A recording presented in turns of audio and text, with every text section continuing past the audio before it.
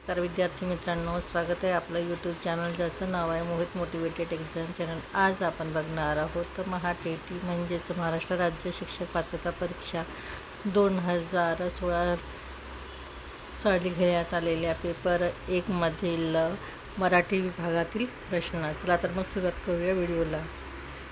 सुरुवातीला आहे प्रश्न क्रमांक 40। पुढीलपैकी गुण विशेषणाचे उदाहरण कोणते? पर्याय दिले आहेत गोड केळी, 20 आंबे, तिप्पट अंतर, 4 चाकी। याचा चूक उत्तर असणार आहे पर्याय क्रमांक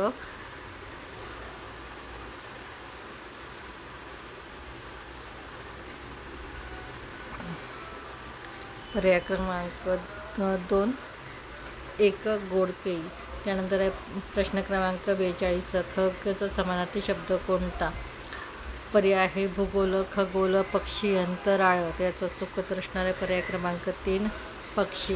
पृथ्वी सूर्याभोवती फिरते या वाक्याचा काळ कोणता? तर वाक्य आहे पर्याय दिले आहेत साधा वर्तमान काळ, अपूर्ण वर्तमान काळ, पूर्ण वर्तमान काळ, भविष्यकाळ। त्याचं चूक उत्तर असणार आहे पर्याय क्रमांक 1 साधा वर्तमान काळ। त्यानंतर आहे प्रश्न क्रमांक 44।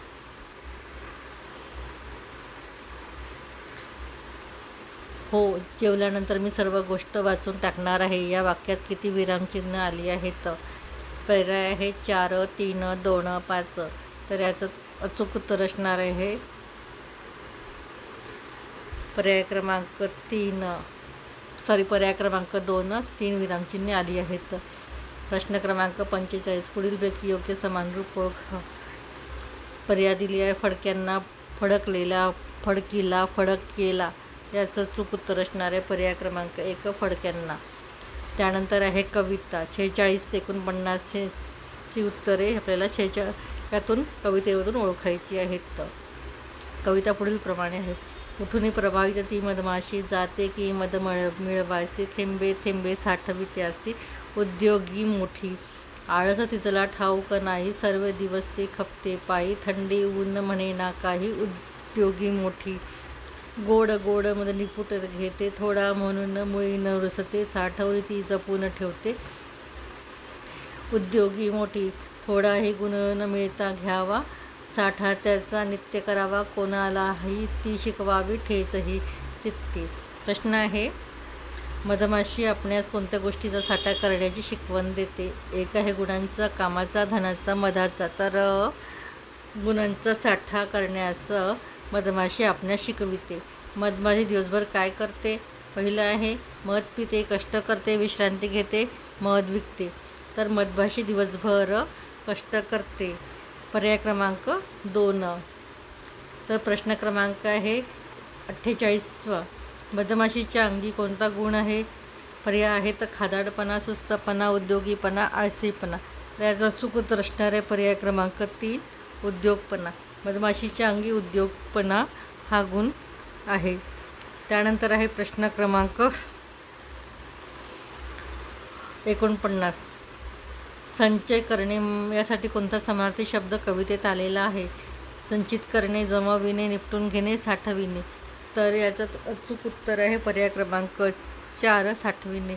संचय करणे यासाठी साठवणे हा समानार्थी शब्द कवितेत आलेला आहे। त्यानंतर आहे प्रश्न क्रमांक 50। पुढीलपैकी शुद्ध शब्द कोणता?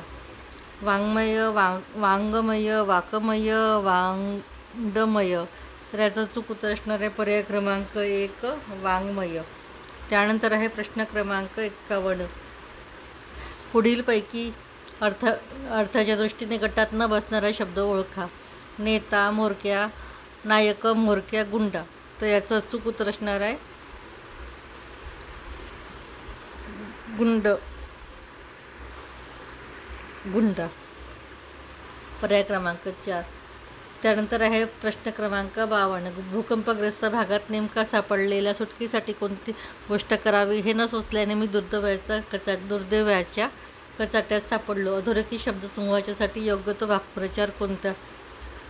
इथं वाक्य अंडरलाईन केलेल्या वाक्याचा आपल्याला वाक्यप्रचार कोणता आहे तो ओळखायचा आहे। पर्याय दिले आहे पोपट होणे, मती कुंठित होणे, इकडे या तिकडे विहीर हो तंद्रीत असणे, तर याचं चूक उत्तर असणारे पर्याय क्रमांक 2 मती कुंठित होणे.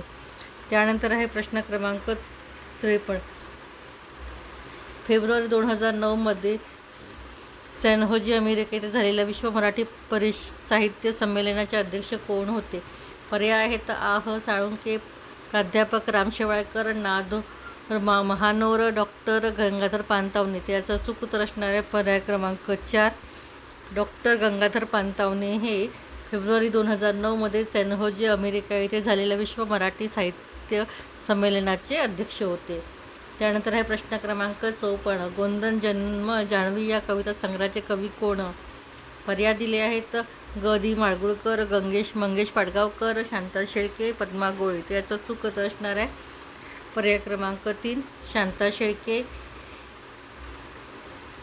त्यानंतर आहे प्रश्न क्रमांक 55. आज्ञापत्रकार रामचंद्र पंत अमात्य यांचे पूर्ण नाव काय? रामचंद्र मोरोपंत बराडकर, रामचंद्र निळकंठ बावडेकर, रामचंद्र नारायण पेशवे, रामचंद्र शहाजी भोसले. तर याचं अचूक उत्तर असणार आहे पर्याय क्रमांक 2 रामचंद्र निळकंठ बावडेकर. त्यानंतर आहे प्रश्न क्रमांक 56. मी वनवासी हे आत्मचरित्र कोणाचे आहे? पहिला आहे साधना आपटे, दुसरं आहे सिंधुताई सपकाळ, शांता शेळके, राणी बंग. त्याचं चूक उत्तर असणार आहे पर्याय क्रमांक 2 सिंधुताई सपकाळ. 1900. प्रश्न क्रमांक 58. कथाकार, कादंबरीकार, नाटककार व शाहीर असलेले साहित्यिक कोणते? पर्याय आहे होनाजी बाळा, पठ्ठे बापूराव, अण्णाभाऊ साठे, विठ्ठल उमप. त्याचं चूक उत्तर असणारे पर्याय क्रमांक 3 अण्णाभाऊ साठे. त्यानंतर आहे प्रश्न 58. कान फुटले तुये का तोंडाले कुलूप लावलं कोण? हे वाक्य कोणत्या बोलीभाषेतील आहे? पहिला आहे अहिरणी, वऱ्हाडी, पावरली, झाडी बोली. तर याचं प्रश्नाचं उत्तर आहे पर्याय क्रमांक 2 वऱ्हाडी. त्यानंतर आहे प्रश्न क्रमांक 59. पुढीलपैकी कोणता वर्ण कठोर वर्ण आहे? फ, ब, ढ, न. तर पर्याय क्रमांक 1 आहे फ हा वर्ण कठोर वर्ण आहे. त्यानंतर आहे प्रश्न क्रमांक 60. आ हा स्वर कोणत्या वर्ण प्रकारात मोडतो? पहिला आहे ओष्ठ, कंठ, दंत्य, मूर्धन्य. तर याचं चूक उत्तर असणार आहे पर्याय क्रमांक 2 कंठ वर्ण प्रकारात मोडतो. व्हिडिओ आवडल्यास लाईक करा, शेअर करा, कमेंट्स करा आणि सबस्क्राईब करायला विसरू नका.